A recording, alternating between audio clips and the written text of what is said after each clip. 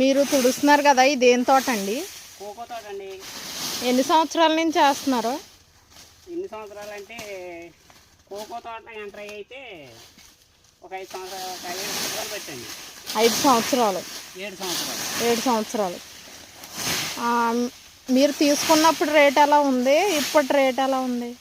నేను తీసుకున్నప్పుడు అయితేనండి చిన్న మొక్కలు అయితే 10,000 కాడ నుంచి 7,000 కాడ నుంచి తీసుకుంటే 30,000 కాడ నుంచి 50,000 కాడ నుంచి ₹1,00,000 అయిందండి. ఇప్పటికి అప్పుడు రూపాయలండి. 1,20,000 1,50,000. అంటే మీకు 2020 ఆ టైంలో మీకు రేట్ వచ్చేసరికి 10,000 15,000 ఉన్న తోట ఎకరం ఇప్పుడు ₹1,00,000 అయిపోయింది.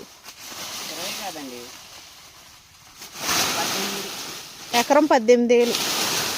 2016 17 18 2017 సంవత్సరాల కాడ నుంచి అప్పటి నుంచి అయితే 10,000 20,000 30,000 ఎంత పోతాడైనా 30,000 వస్తుంది. ఇప్పుడు అయితే 50,000 ఉన్నాయి. 50,000 లేవు ఇప్పుడు తోటలు. 1,00,000 1,50,000 1,30,000. ఎందుకు అంత రేటు పెట్టేశారంటారు? అప్పటికి ఇప్పటికి సగానికి సగం తేడా కదా, ఎందుకంటారా? అంటే ఇప్పుడు మార్కెట్ని బట్టి అయితే 80,000 70,000 తీసుకోవచ్చు.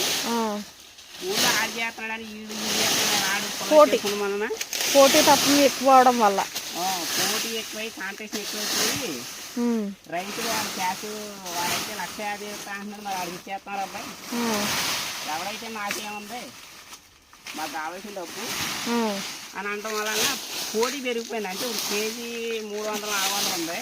అప్పుడు లేనప్పుడు 500 600 ఉంటుందండి. అంతేనండి, అంత మించి ఏముండదండి. ఓకే, ఇందులో మీకు ఏమైనా మిగులుద్ది అంటారా? లేబర్ ఖర్చు తక్కువ ఉంటుంది. మన ఇంట్లో వాళ్ళు చేసుకోవచ్చు. ఒక రోజు 2 రోజులు లేట్ అయినా ఆ పని పోదు అనే. ఒక రోజు కాదండి, ఒక 6 రోజులు కాయ కోసి సూరేసినా ఏమవుదండి. అది వర్షాకాలం అయితే పోతుంది, యాసంకాలం అయితే పోదు. వర్షాకాలం అయితే 4 రోజుల్లో తీసేది, యాసంకాలం అయితే 6 రోజులు ఏదైనా పర్వాలేదు. మనం ఖాళీగా ఉన్న టైంలో తీసుకోవచ్చు.